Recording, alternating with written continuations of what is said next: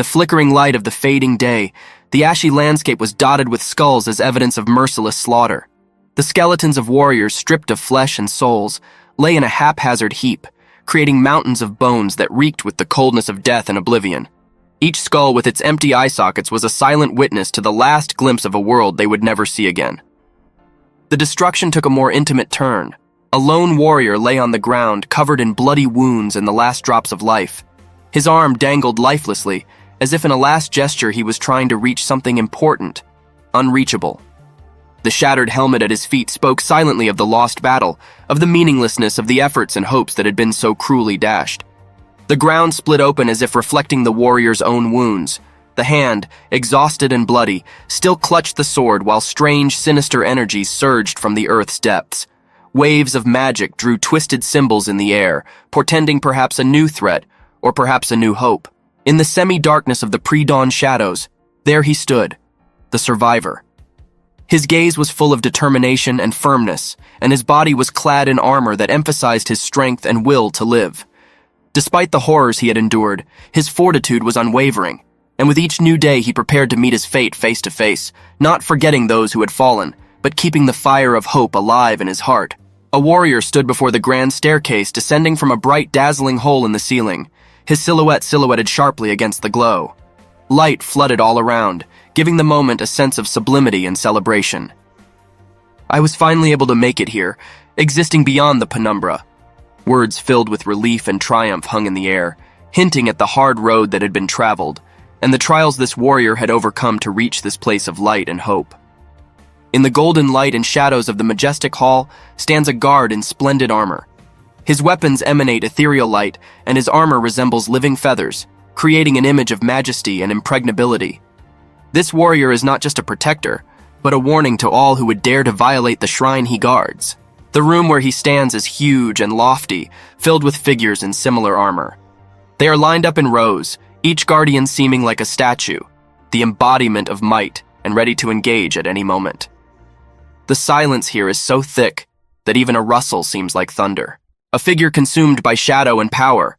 His appearance carries a threat, and the weapon in his hand is as if alive, pulsing with bloody light. With every movement he makes, the echoes of the coming battle echo around him, filling the air with the anticipation of a clash. Attention is drawn to the ominous symbol on the Dark Warrior's chest. He glows as an omen of his power and secret devotions. This sign is the key to understanding who stands before the guards, a challenge that cannot be ignored. The apogee of the plot, where a storm of confrontation erupted. The guards come to life, confronting the intruder with all their might. The battle is illuminated by the light of their weapons, each strike leaving trails of light in the air. The dark figure moves deadly and gracefully, its weapon drawing red trails in the air as it meets the might of the guards. At the center of the whirlwind of battle stands the protagonist, a dark figure wrapped in power and determination. He is the embodiment of the power that can change the outcome of a war. His silhouette looms in a backdrop of blinding flashes as he battles the majestic guards. He moves through the golden light of the hall, his steps confident and full of intent. Each movement is not just a beat, but part of a dance in which every step is calculated and has meaning. He is a master of his art, a warrior who fights not only with his sword but with his heart. Death seal. His words sound like a sentence as he summons the guards to battle with a look. In his eyes burns not only the fire of battle, but also a spark of hope. He knows he has the fate of his comrades, and perhaps the entire world, in his hands. The ominous symbol he wears glows red like a warning of the power hidden within his soul. He's the sign of his curse or blessing, the key to his power that can bring destruction or salvation. And as he unleashes his full power, the hall fills with bloody light. It's not just an attack, it's a manifestation of his will, an echo of his cry for freedom or for revenge. In this final act, he is not just a warrior, he is a storm rolling across the land, and his name will forever resound in legend and song as long as the world stands. At the decisive moment of the battle, when the outcome of the battle is not yet clear, the protagonist amidst flames and light makes a choice. If you use the seal of death on your enemies, his words carry the gravity of a decision that could cost the lives of not only his opponents, but himself. The golden light around him struggles with the shadows, creating a dramatic contrast between light and darkness, good and evil, peace and chaos. His face is the epitome of determination and power. In his eyes is the reflection of the souls for whom he is waging this battle. "And successfully attack them," he compliments, and his words read not only a threat, but a promise. The promise of victory, even if the cost is high. The moment of destruction caused by his mighty power. The explosion of the Seal of Death is power released to its fullest, an energy that rips through space and time, taking everything in its path. It is a visual embodiment of his strength and determination, a clash of inevitability and will that can change the outcome of a battle. At a point when the outcome of the battle seemed uncertain, the protagonist decides to use the Seal of Death, knowing that it will double the damage dealt. A storm breaks out around him, sparks and blood mixing in the air, creating a vortex of destruction that encompasses everything around him. This power released in rage portends total victory or total defeat, but he chooses to act. A guardian engulfed in flames, a symbol of struggle and resistance. He faces the power of the protagonist and fights it, but the fire around him tells of his resilience and steadfastness in the face of incredible power. The guards pile up. The guards join together to form a single defensive line against the onslaught of the protagonist. Together they try to resist his onslaught, seeking to even the odds in this epic battle. The protagonist continues his offensive spurt, his figure at the center of the vortex, sword in hand, the source of his power. He becomes almost elusive, his movements too fast for his enemy's eyes, his blows too powerful for their armor. One of the guards is consumed by the darkness carried by the protagonist. His armor glows, reflecting the last flashes of life that melt away under the onslaught of his opponent's unstoppable force. In the last act of this epic battle, the protagonist, surrounded by flames, moves adamantly forward. Even the air seems to be an adversary, but he does not back down, his will and strength breaking through the firestorm, with every action showing his unyielding resolve, his speed and skill. The protagonist moves faster than the eye can catch, his body and spirit merging with shadows and his blows with icy flashes that cut through the air and space around him. He fights the relentless fire and ice attacks that come from the guards. Their might continually descends upon him, but he confronts them, accepting their challenge, turning every moment of battle into a dance of death and survival. Finally, we see his eyes full of determination and speed. Acceleration. He finds a new strength, a new reserve of energy to overcome his limits and become a storm that will shatter all obstacles in its path. In a hall where golden light merges with shadow, the guards rise majestically, gathered for a decisive battle. Their figures are like monuments, symbols of unwavering steadfastness and defense, but around them is a swirl of shadows, flickering enemy figures attacking from all sides. The protagonist, the epitome of darkness and speed, mocks their attempts to hit him. "You'll have a hard time hitting me." His words are full of confidence and challenge. They reflect his incredible skill and agility, making him almost invincible in this chaotic fight. The protagonist is surrounded by a magic circle emitting an icy glow. He towers in the center, the power of his spell felt in every symbol and line surrounding his figure. "A magic circle on the floor?" he exclaims, realizing that this place is a key point in the battle, where magic and reality intertwine, creating new opportunities or obstacles for him. The next moment he finds himself frozen in the ice, his figure as if frozen in time. "Can't dodge," he admits, realizing that the guards have used the moment to slow his unstoppable onslaught. However, even shackled by magic, he does not let his guard down. His eyes burn with determination, and his strength only seems to have increased under the pressure. He is preparing to strike back. His will is not broken, him being freed from his icy captivity by a blast of magical energy. He breaks the shackles, demonstrating his unyielding will and power. Finally, we see the protagonist, his gaze focused and unwavering, ready for the next step in this epic battle. His eye is like a beacon in the darkness, promising an impending storm. In the final moments of the battle, the protagonist's strength and determination reach a climax. He faces an incredible challenge, his figure looming against a backdrop of bright light and energy that epitomizes his power. "Ha ha, that was close," he laughs in the face of danger, even as he faces the massive magical force that bursts into the space around him. His self-confidence and skill make him almost impregnable despite the best efforts of his enemies. He is immersed in a fight where every blow can be decisive. "Even I'd get hurt facing this head-on," he admits, recognizing the power of his opponent but not letting it overpower him. "This fight will drag on for sure if I fight them one-on-one," he reasoned, realizing that his tactics would have to change to ensure victory. He plans to end this bout quickly, with one punch, preparing for a powerful final blow. Fire and magic become extensions of his will, the tools with which he strikes the decisive blow. The light of his weapons and energies pulsate, heralding the final act of this epic saga. We see the guards surrounded by magical light, preparing for their final defense. They stand between order and chaos, between victory and defeat, and their decision in this moment will have eternal consequences. The protagonist, facing these obstacles, prepares for the decisive action that will determine the outcome of the entire conflict. His determination, skill, and power are the key to victory, to the peace he seeks for himself and his world. In the deafening silence that has descended after the storm of battle, the protagonist stands alone. All around him are the ruins of what was once a battlefield. Phew, finally done with them, he sighs, looking around at the trail of destruction that is a testament to his victory and loss. He approaches a majestic gate, perhaps leading to a new beginning or end to his journey. Well, it's time to see, he reflects on the future that lies ahead, the world that will now change because of his decisions and actions. After a long and grueling fight, the protagonist stops for a moment to gather his strength. He stands before a portal, a passage to the unknown, the path to which has been paid for at the cost of incredible effort and sacrifice. Phew! At last they are finished. He notes with relief at the end of the battle, his words reflecting exhaustion and, at the same time, satisfaction at what has been accomplished. He stands before a gate illuminated with light that symbolizes a new beginning. Well, it's time to see, he says thoughtfully, preparing to step into the unknown and find out what new challenges lie ahead. Should I go through that door, or will something emerge from there? He ponders, weighing risks and opportunities. Questions hover in the air, adding weight to his decision. I think I know just how to settle a war. He meditates on ways to resolve the conflict that has long weighed over his world. Will I be able to finish this game? He wondered, full of determination and willpower that had helped him survive many battles. Standing with his back to the light, contemplating his next move. You need a minimum of 5 players to open boss room. Words that suggest that his trials are not yet over, and that new challenges lie ahead that require unity with others. Facing the inevitable end, the protagonist experiences moments of doubt and determination.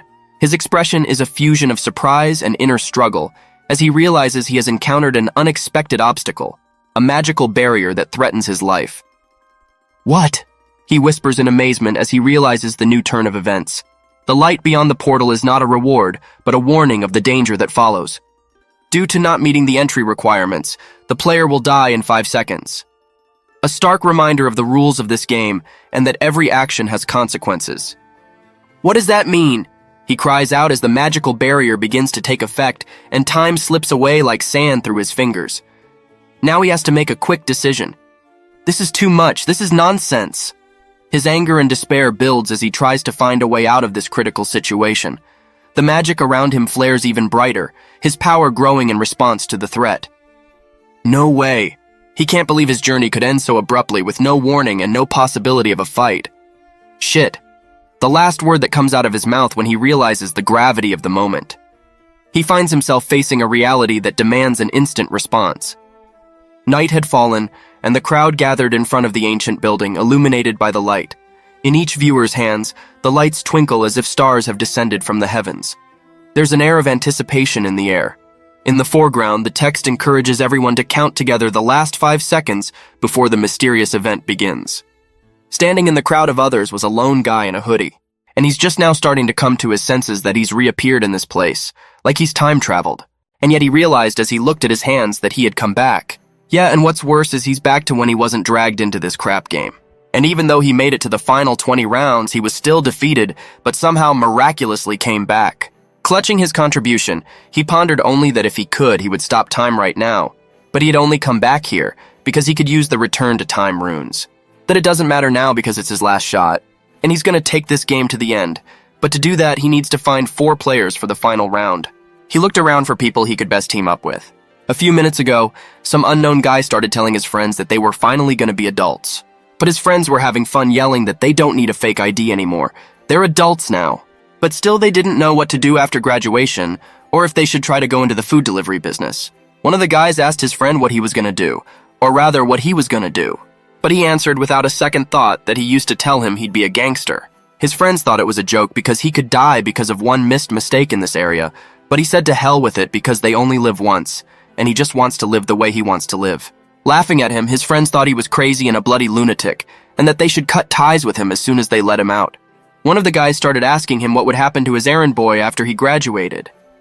But on second thought, the guy said that if he was talking about that poor, gloomy fool, he can't let him go just because he's graduating, and the other guys heard him say they felt sorry for him, and they're not sure he thinks it's over after graduation.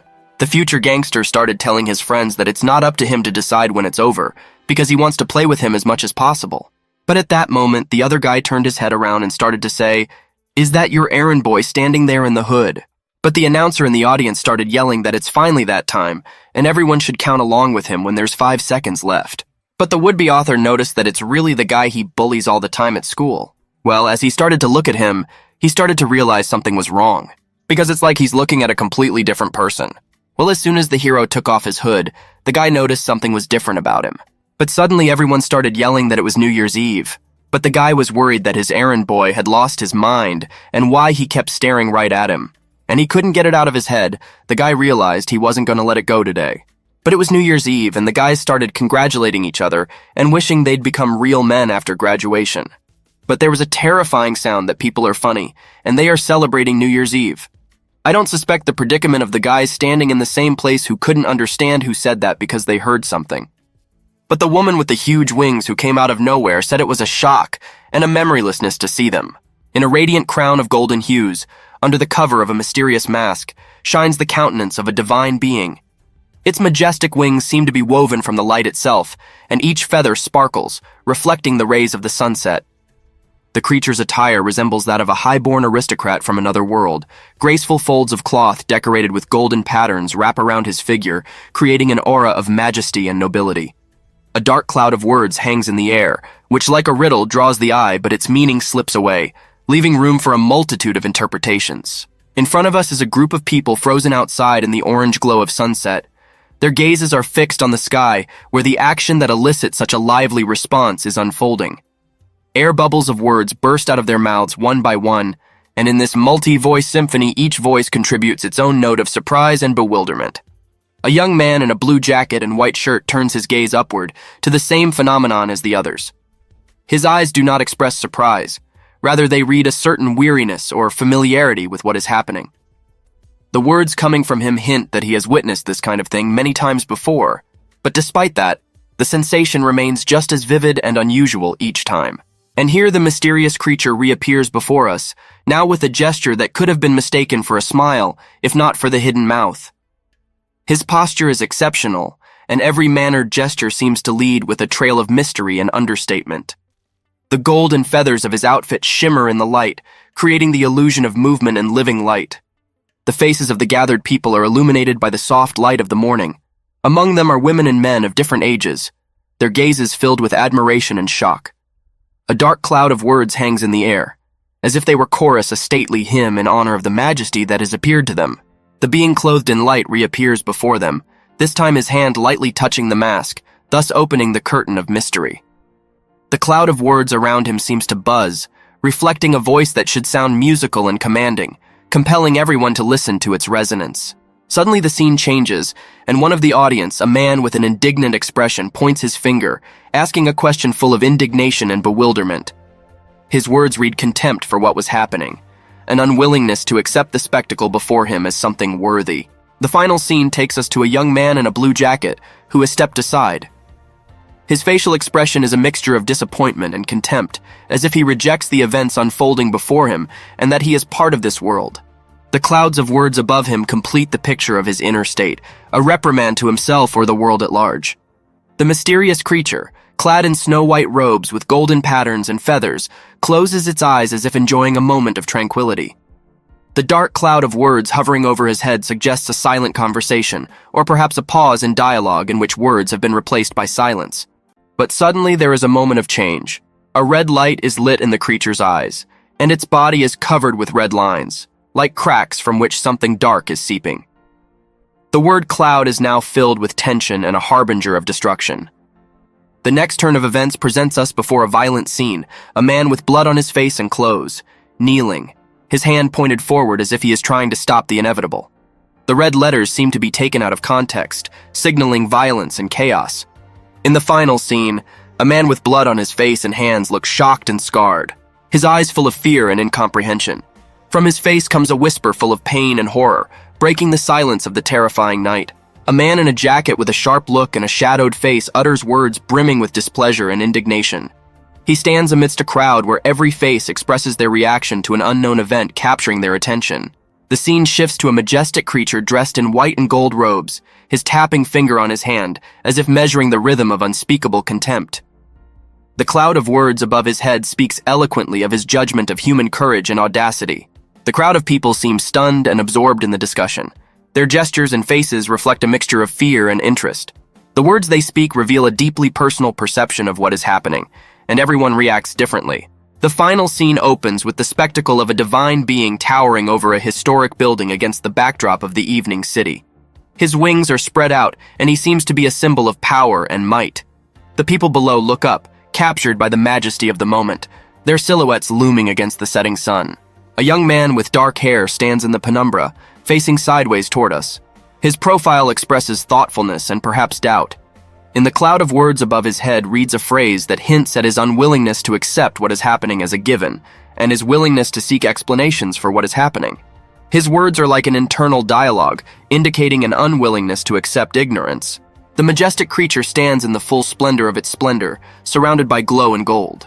His robes are rich and exquisite, as if descended from the pages of myths and legends. The text above its head suggests that some sort of game or challenge is about to begin in which this creature will play a key role.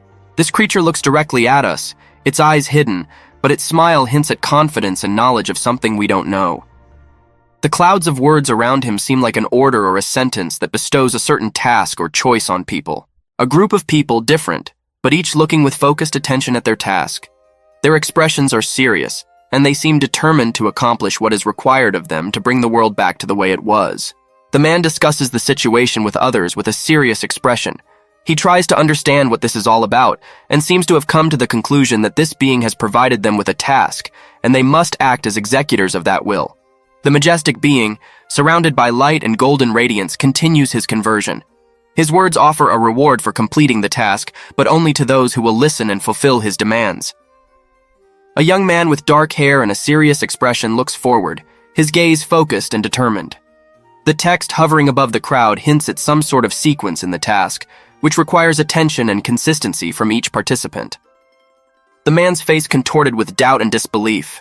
His look and facial expression express bewilderment and refusal to believe what is happening. He may be facing a reality that doesn't fit into his view of the world. The scene returns to a divine being whose words and tone promise comfort and reassurance. Despite its imposing presence and power, it assures that it does not intend to harm everyone without exception, perhaps offering some sort of choice or chance. The man in the blue jacket, standing with his arms crossed, seems deep in his thoughts. His gaze is directed toward where the shadows lurk, and he asks a question indicating his quest to understand what is hidden from his gaze. In the next image, he is still in a pensive pose, his gaze directed into the distance. The text at the top communicates the specific criteria for participation in the challenge, limiting the age of participants from 15 to 29. There is some irony and surprise in his words about having to go through this game again, which apparently wasn't in his plans. A wave of elation overwhelms one of the men, his face spreading into a wide grin. He exclaims that everyone is going to the park, the word bitch bursting out of his mouth, emphasizing the overflowing emotion and unbridled enthusiasm. The other man, fair-haired and smiling, addresses the older interlocutor with irony in his voice. His words, full of mockery, clearly provoke him, eliciting only shock and bewilderment in response. Meanwhile, not far from them, another man expresses his bewilderment, his eyes wide with disbelief and disappointment. He cannot believe the ignorance of his interlocutor who cannot understand the situation, and his words are full of reproach.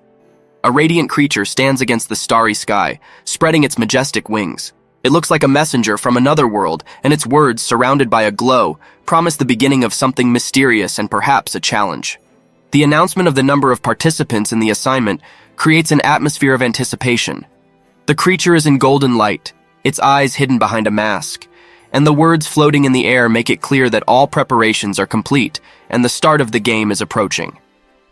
A young man in a blue jacket stands pondering, concentration in his eyes. The words above indicate a change in the usual order of things, that they are now in a place where it is impossible to see or interact with each other as before. In the face of an impending spiritual transition, two men are confronted with the need to create a body, which is perhaps part of their assignment or the transformation they must undergo. A young man with dark hair and a serious look, the profile of his face facing the viewer. There is a cloud of words above his head where he declares emphatically that he will proceed as usual despite the unusual circumstances. His figure appears against a backdrop of glowing light, and he ponders his nickname, as if choosing an identity for an upcoming challenge or adventure. The next shot shows him with his eyes closed, and he says his choice, Grim Sickle. This name perhaps symbolizes the role he is about to take on. The landscape shows a beautiful green valley filled with light and silence, offering a contrast between the tranquility of nature and the upcoming events the young man is about to embark on. In the last scene, he stands with his head down, surrounded by falling leaves that appear golden in the light. This moment looks like a harbinger of coming change, or a moment of transition from one world to another. The young man known as Grim Sickle stands in front of a green lawn, his black hair slightly disheveled. He seems determined, the words above his head emphasizing his mood.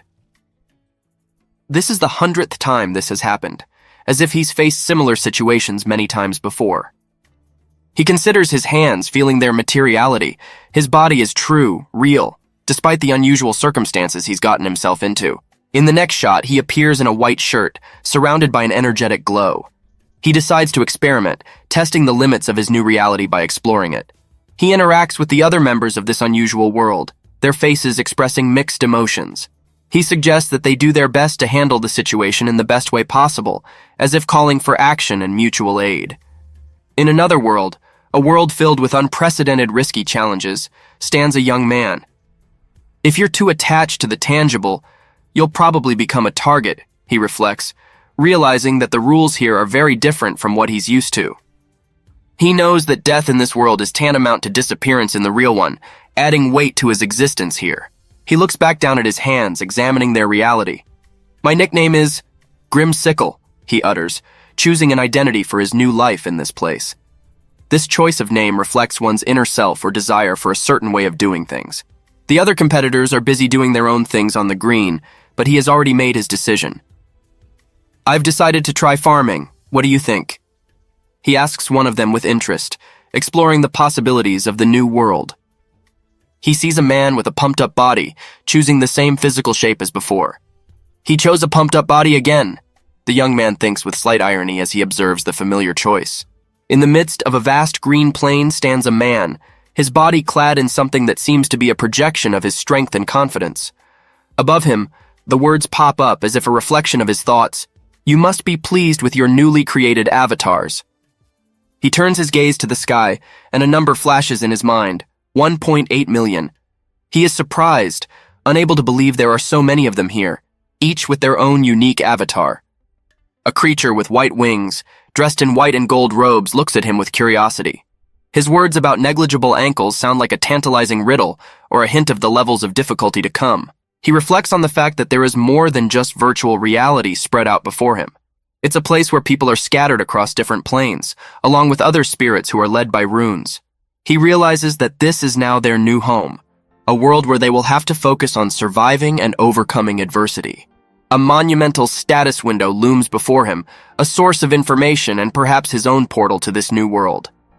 The words floating around remind him to appreciate the process, suggesting he needs to begin to understand his new role and place here. His figure looms against a backdrop of falling golden symbols, each of which seems to carry an important meaning. It makes me gasp, he thinks, perhaps from stunned at the magnitude of what awaits him. Everyone around them turn to their status windows, scrutinizing the information presented. There's a question in the air. Do you think this is the only space? Implying that this world may be only one of many levels or dimensions. One of them, with strength and confidence in every movement, stares resolutely at his status. Become stronger are words that are probably both part of the game and a challenge for each of them, an incentive to grow and develop in this unpredictable world. If they make it to the end of the 20th round, they will survive and continue their existence here. A radiant figure in white with gold accents towers in the open air, a sincere smile playing on her lips. Words like magic bubbles hover around her. They promise freedom and give hope for the fulfillment of her most cherished wish. This creature is not just a symbol of freedom, it embodies the power to change the very essence of reality. The enigmatic figure standing majestically among the clouds turns his gaze downward, toward a world where everyone seeks his place. Desire? Seriously? These words, imbued with distrust, reflect the character's doubts about the sincerity of other people's aspirations. The mysterious dialogue hints at a competition where only one can reach the cherished goal first. In the next moment, the figure with the golden smile seems mysterious and knowledgeable, as if it holds the secrets of the universe. I have prepared a gift. Her words are full of promise and intrigue, for what could be more mesmerizing than a gift from a divine being with the power to grant wishes? Finally, the masculine man in modern clothing looks at his status window with wonder and perhaps a budding realization.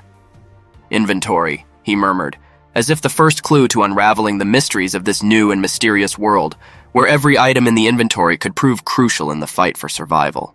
We have before us a scene where a man in modern clothing is surprised to see a gleaming object in his status window.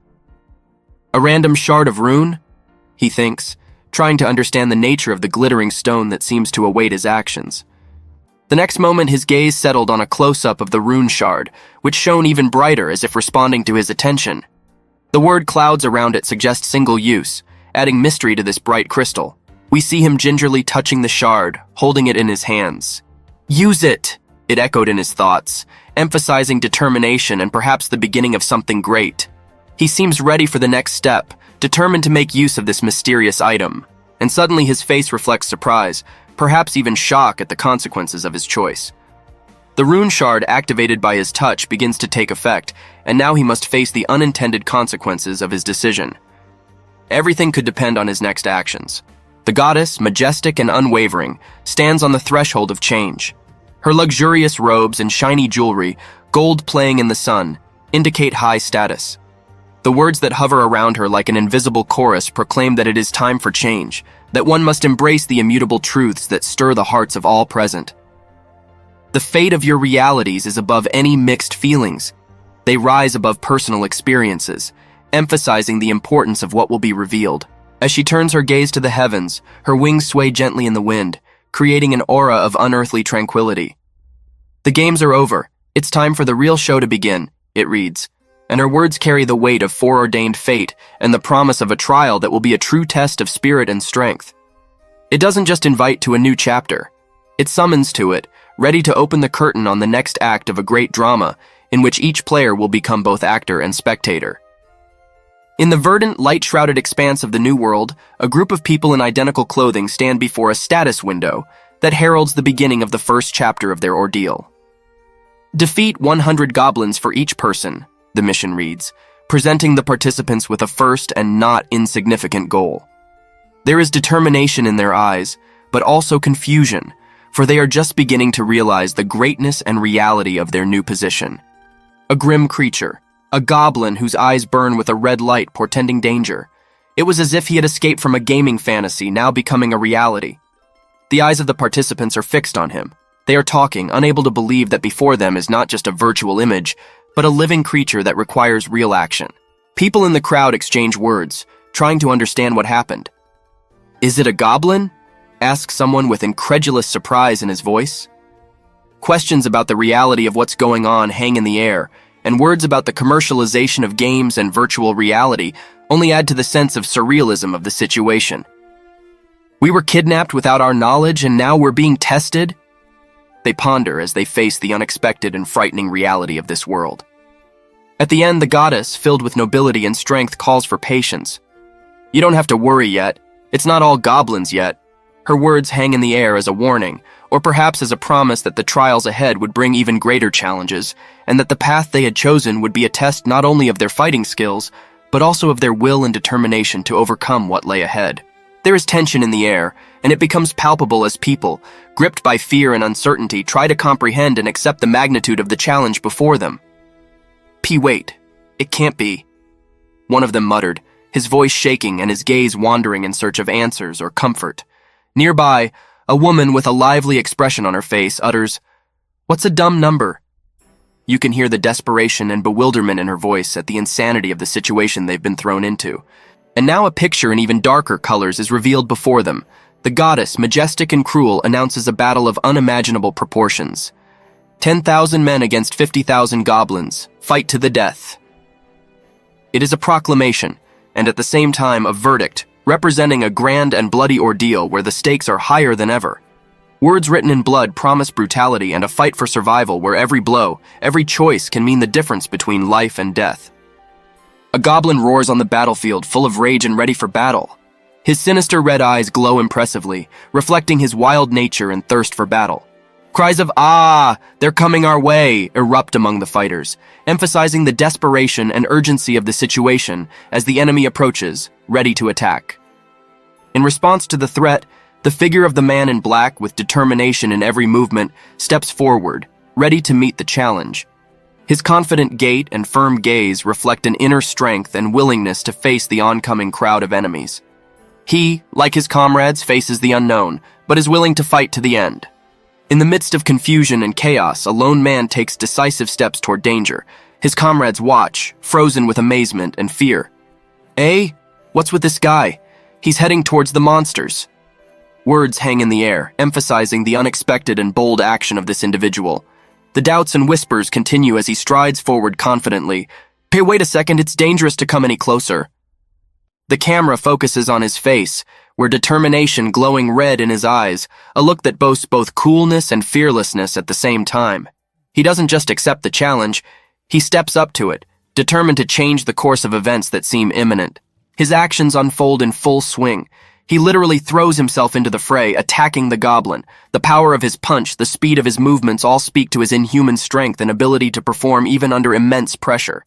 This fight becomes the climax of the moment, demonstrating not only physical strength, but also mental fortitude in the face of an incredible threat. The protagonist stands with his new comrades, having first joined a group or organization. Everyone's gazes are directed upward, their faces reflecting a mixture of curiosity and anxiety. The clear sky in the background and the bright light of the sun shining through their silhouettes make it feel like the beginning of a new chapter in their lives. In the next moment, the protagonist recoils backwards, defending himself with his hands against the unexpected threat. This is the critical moment when he realizes that the first impression is a chance to make his mark. Its importance suddenly dawns on him, causing shock and insight that his actions here and now will have lasting consequences. The situation escalates. Bloody shards resembling crystals explode from the impact. The hero has apparently faced a harsh reality that literally and figuratively shatters his conceptions of the world, each shard a shattered dream or disappointment. In the fourth picture, the hero is lying on the ground, his sword knocked out of his hands and lying nearby.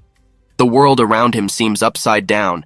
Heaven and earth seem to have reversed in his perception, reflecting the inner chaos he is experiencing in this moment of loss and helplessness. Finally, in the fifth picture, the hero rises up, grasping his sword.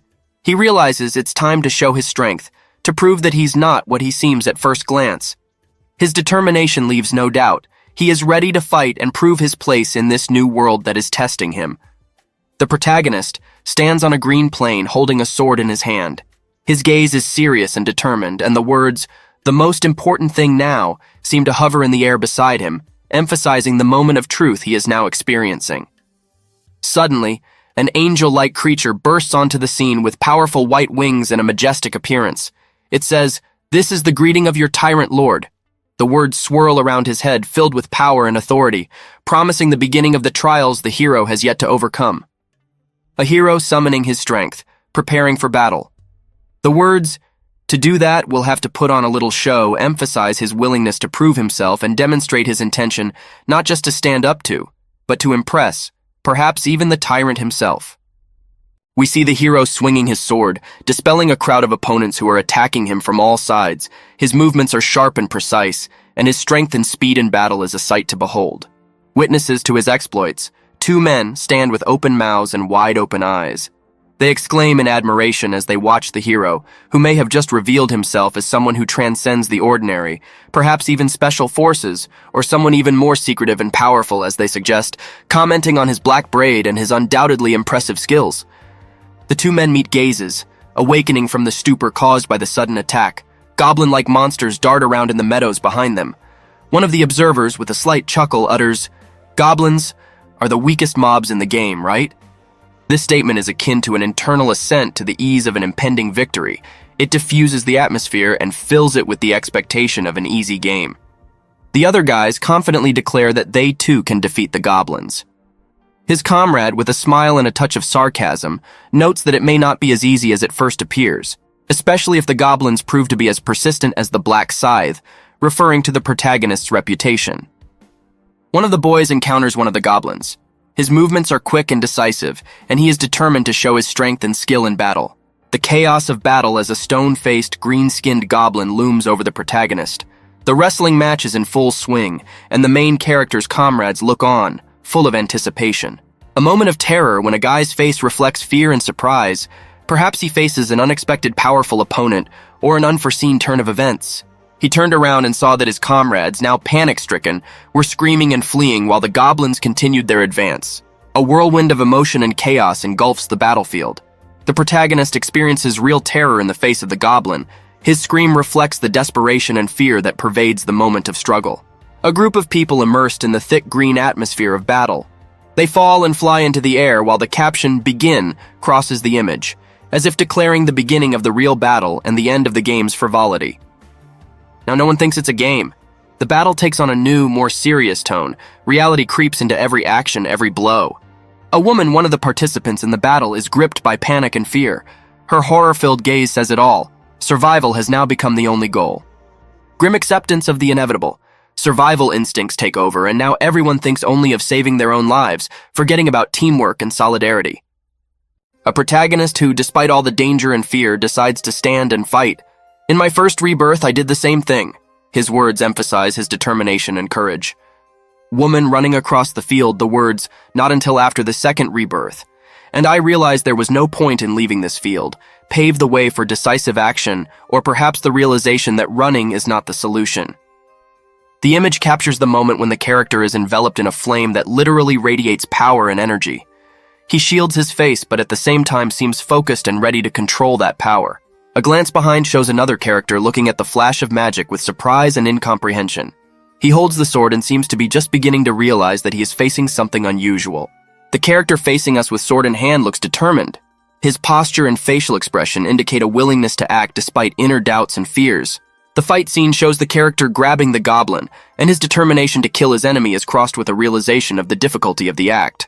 The goblin's face is contorted with anger and aggression, red eyes drilling his opponent, adding intensity to an already tense moment of combat. A moment of confrontation where the character stands bravely before the goblin. His cry is the cry of both a battle cry and an expression of determination and fortitude in the face of danger. Characters retreat, scattered across the green battlefield, their screams echoing in the air, reflecting the panic that has gripped them amidst the growing threat. Desperation and fear fill the stage as they try to escape the inevitable. High above them, a figure with majestic white wings watches the battle, emitting laughter. Her words, "Ha ha ha, spectacular." This fight between humans and goblins demonstrate her detached grandeur and possible enjoyment of the spectacle below. The change in her expression to a more thoughtful one, and the word "but" hint at a hidden depth or possible change in her attitude towards what is happening on Earth.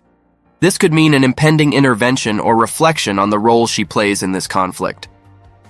At the center of the action is a man who embodies determination and strength. He asks a question that seems rhetorical against the backdrop of his actions. Who is this man? His actions speak more than words, emphasizing his eventual destiny and heroic nature. The final moment shows a floating in the air task interface with the name Black Scythe and the quest progress, indicating the person's achievements and progress in completing the task. Each kill brings him closer to completing his objective, validating his role in this war. The gaze of the creature with white wings stares down at the battlefield, where the words, "What an entirely system," hides all player information except quest progress, hovering in the air like thoughts or curses. His irritation with the limitations of the system is palpable, and it adds a new level of intrigue to the events on the ground. A being with wings reflects on its connection to the inferior beings who are governed by the system, but at the same time it claims superiority over those previously created. His words, "Controlling these system lines for the sake of my dominion above creation," speak to his divine nature and perhaps the plans he is making. When the goblin is struck in battle, his face contorted in pain and shock from the powerful blow that has overtaken him, shows the progress of the quest. The counter of goblins killed increases, and the character standing in the center of the battle represents action and determination. Captures the moment when the goblins attack, but each of their blows is repelled with the unrelenting strength and determination of the character at the center of the action. His every movement reflects his determination and willpower in this never-ending struggle. Blood dripped down the warrior's hand, his fingers dipping into the life essence of his enemy, drawing swirls of magical energy in the air. He stands, battle-stained, but unwavering in his determination to keep fighting. The goblin, glaring angrily at his opponent, bared its teeth in a furious battle cry. His eyes sparkle with distaste and fury, determined to fight back despite the clear superiority of his enemy. Energy explodes around the warrior, enveloping him in a storm of icy shards that testifies to his powerful strike. The magic he wields violently rips through space, opening up new horizons of power. His eyes, burning with neon light, sparkle with determination and power. He questions, "Anyone else?" It is a challenge thrown in the face of danger, a reflection of his indomitable will and spirit. Armed and ready, he faces another barrage of enemies, his sword point pointed into a battle where every enemy is a step towards victory. With the confidence to take a break, he allows himself a moment of respite. Even during the chaos of battle, his composure is a sign of his skill and ability, improving characteristics with each enemy killed. He invests his victories in his development, strengthening himself for future trials and vicissitudes of fate. The character is in shadow, his face partially obscured by darkness, and bloody fingerprints reinforce the impression of his recent battles, only increasing the chance to dodge an attack. Agility also increases attack speed and movement speed. His thoughts on his newfound abilities and strategy for the next bouts. With the assurance that a germ of progress has been made and the angel's attention has been attracted, he is ready to finish what he has begun. His determination to defy any danger is read in his steadfastness. The goblin attacks with renewed vigor, but the swirls of magic emanating from the character ready for battle repel each attack. He seems to maneuver through the battle with ease and grace, despite the fierceness of the confrontation. "You're not attacking?" The character's challenge is met with silence, his opponents hesitating, assessing the situation and perhaps their chances of success. The goblins continue to attack, but their quay-oo is lost in the hum of battle. Their determination to face down the enemy may be their doom.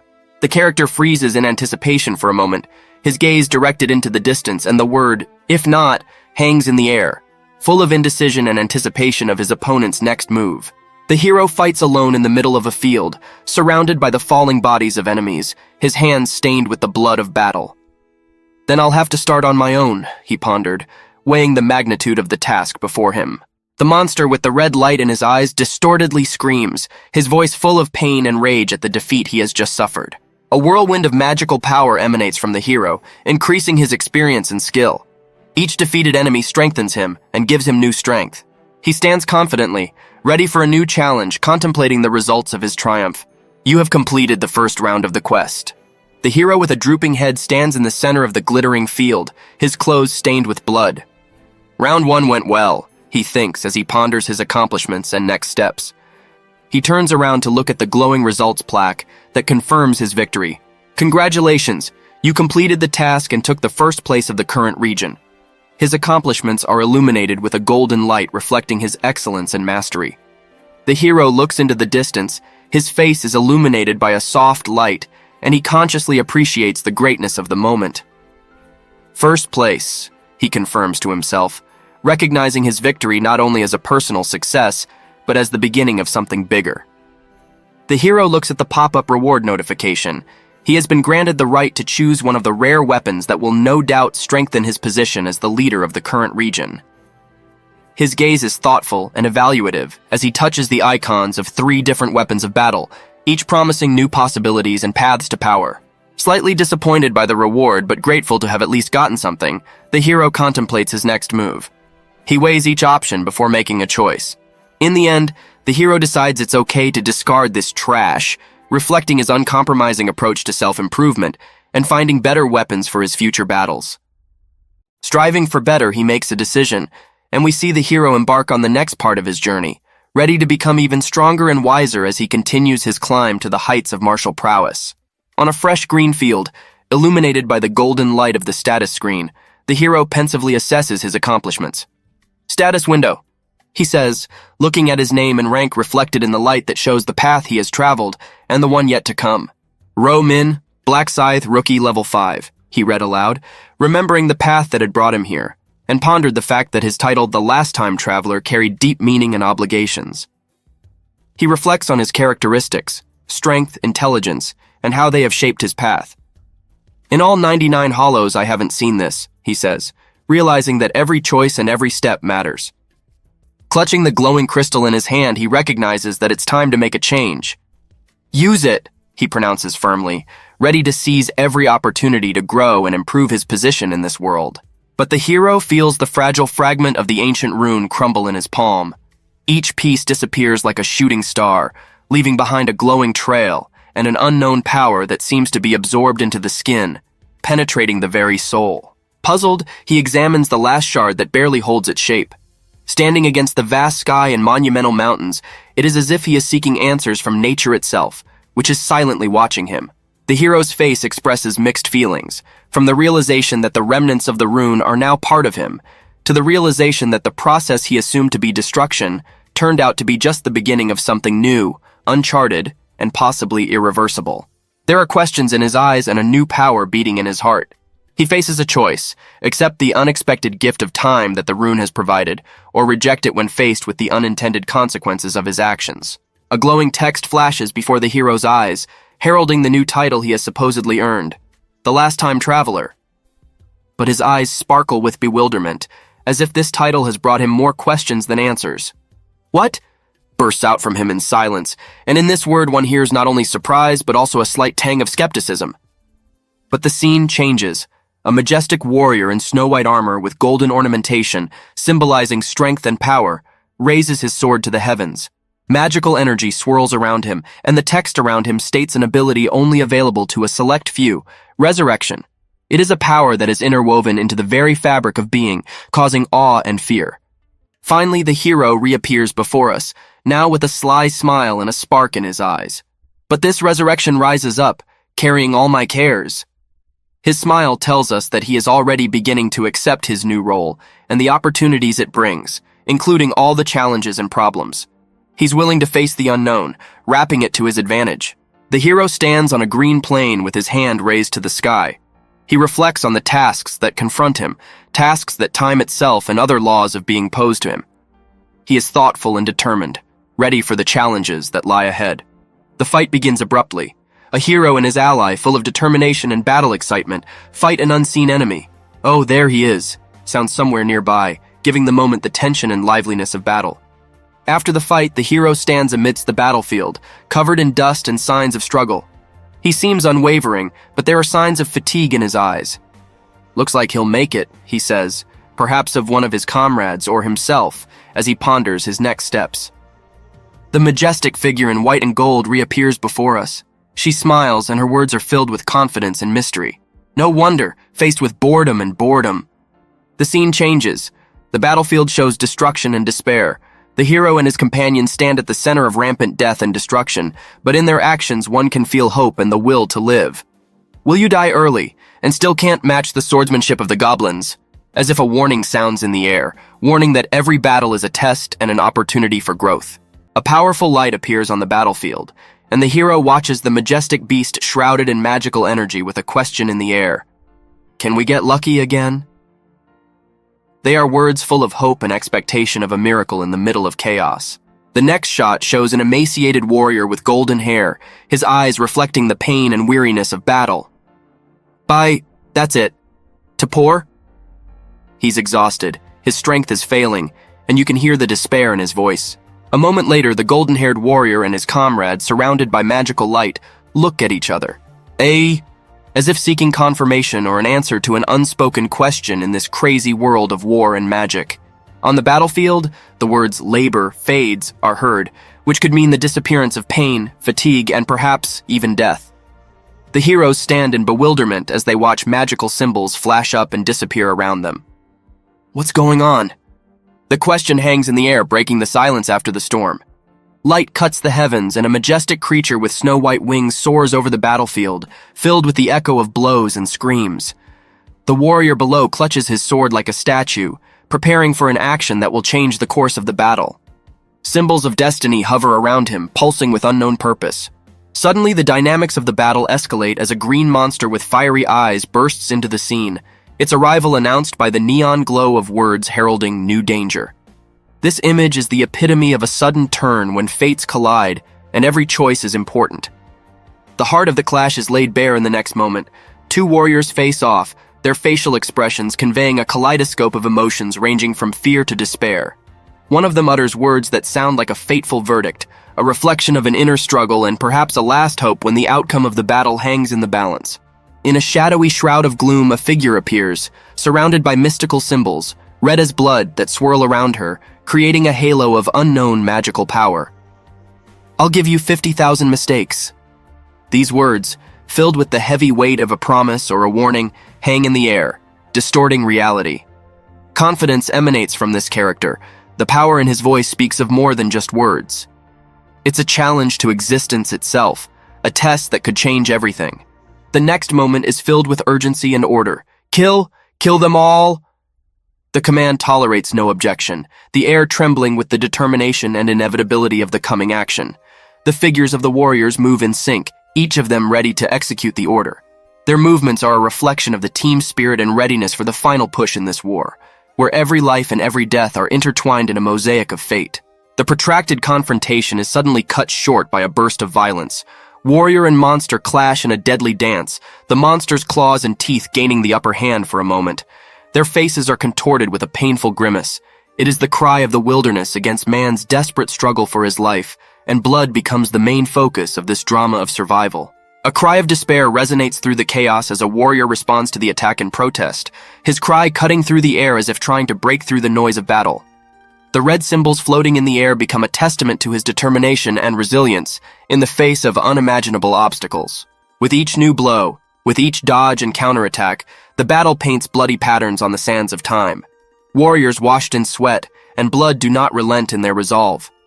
They struggle not only with the enemies before them, but also with the inevitability of the losses this conflict will bring. These moments, imprinted in blood and pain, remain forever in the memory as a testament to the price that has to be paid for peace, for every chance at tomorrow. Silence comes after the storm of battle, leaving behind a weary warrior exhausted but unshaken. Its silhouette looms against a backdrop of greenery and mountains as a symbol of perseverance and endurance. A stained shirt and dark hair in disarray are outward signs of inner struggles and triumphs. The next moment captures an epic confrontation where sword and magic collide with indomitable beastly power. The warrior's backbeat reflects his determination, and the bright symbols of success emphasize his achievements along the way, a path littered with trials and triumphs. Finally, the enigmatic character reappears alone, his face half hidden, but his gaze piercing and full of unfathomable knowledge. His posture is more than a gesture. It is a display of the deep power and control inherent in those who have seen and experienced what the rest of us can only imagine. Green rays of light filling the space above the battlefield heralded the end of the ordeal. They converged toward the ground where the battle once rumbled, now heralding a peace that has just been earned. Amidst the thickets of grass and soldiers who have not yet realized the change, a questioning "how" hovers in the air, reflecting bewilderment and surprise in the face of the abrupt turn of events. "The goblins are gone!" someone exclaims, the words echoing across the field, their surprise and relief mixed with disbelief. "What? Where are they?" Exclamations mingled with the trembling in the voices, cut off at half a word, like the interrupted breath of a world that had just escaped the shackles of war. Once again, the creature with wings soars into the light, its majesty undeniable. This is how it ends. His words, like an admonition or a prophecy, promise a new chapter in the history of a world where every action and every choice has left indelible marks in the memory of the living and the dead. Tension hangs in the air as the figure in white pronounces an unwavering verdict. Those who remain must die. It's the rules, after all. Her voice echoes in the hearts of those left standing on the ground, gripped by the uncertainty of the future that awaits them. The answer comes in the form of a prayer, poignant and pure. "Please, I only have a year left." The words of the warrior, shrouded in magical light, are cut short, leaving behind only the echo of indecision and the will to live. The universe seems to freeze for a moment as the creature in white re-enters the dialogue. What's with all the worldly exclamations? Shouldn't you be glad you survived? His words, barely audible amidst the noise of life, offer a reflection on the price of survival and questions about the justice of fate that everyone must bear. Light and shadows play across the face of the creature in white as it speaks. "Congratulations, you've made it through this round. I hope you'll try harder next time." His words carry the weight of the final chord in this ordeal, foreshadowing the new battles that lie ahead. Against the golden light stands a warrior, as if confused, pondering the words that have just been spoken. He is given a reward. You have received 1,000 gold for completing the quest. Congratulations. It's a recognition of his efforts and victory, but also a reminder that with every quest comes new challenges. Amidst the glittering pillars of light, his companions discuss next steps, but he, absorbed in his own thoughts, does not respond. His silence speaks more than words, reflecting an inner world full of doubt and contemplation of what the future will bring. And so the black-haired warrior turns his gaze toward the new day, and his eyes glow with confidence. Everyone seems to know that I'm first now. His words carry a new determination, a new path that he has chosen, a path of leadership that will get him through all the challenges that are yet to be overcome. In a ray of diffused light, the creature in white whispers reverently, "I can't believe that number one in my field. How amazing." His words are imbued with sincere admiration, and there is an unexpected softness in his voice that contrasts sharply with his previous severity. The warrior standing on the ground responds with a look of determination and confidence. His gait is firm, and the words "ask" sound like a challenge, a readiness for the new challenges that lie ahead. The being in white asks the question again, whose tone suggests thoughtfulness. Why were you in such a hurry? He seeks understanding, seeking to look beyond the warrior's outer shell and see what drives his soul. And finally, with a slight chuckle and a note of irony in his voice, he adds, "You'll get a special rune." His words are cut short, and a question hangs in the air, not requiring an answer, but prompting reflection on how little they know about what really goes on in this world.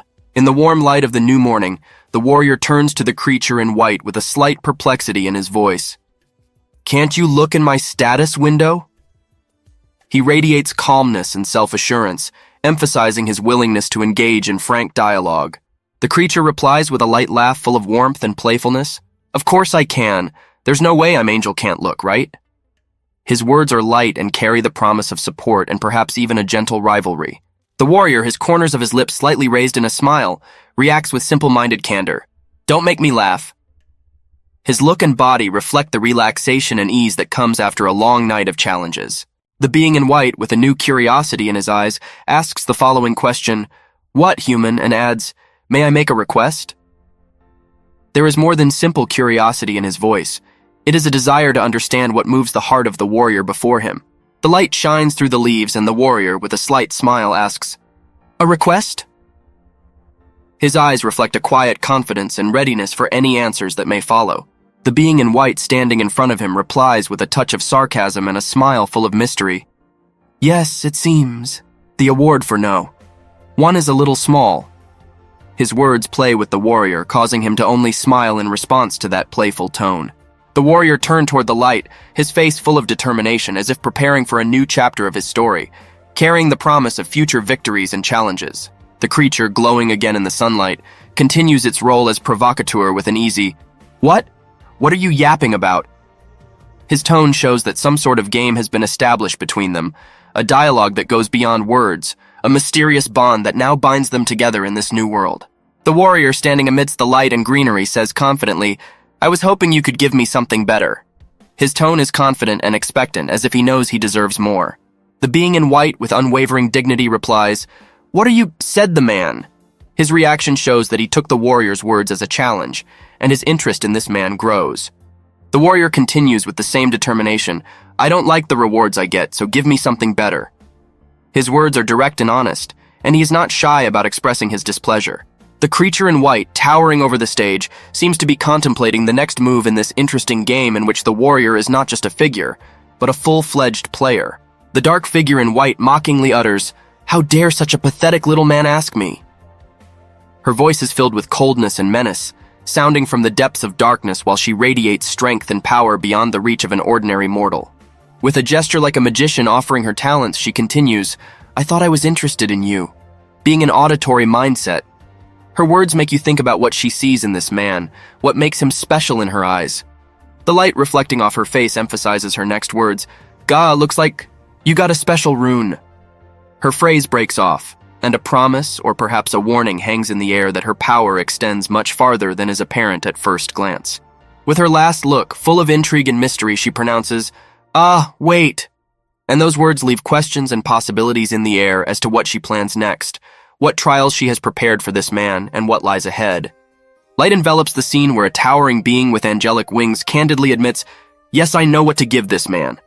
His words, heavy and full of reflection, promise something significant, something this man deserves. The warrior below, standing in a ring of light, looks up and asks, "You wish for better rewards, don't you?"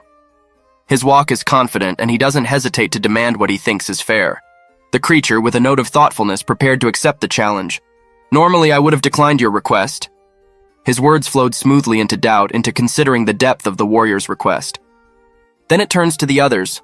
"I'll think about it. Let's talk in private." His invitation is personalized and intriguing, suggesting that the warrior may indeed be worthy of more.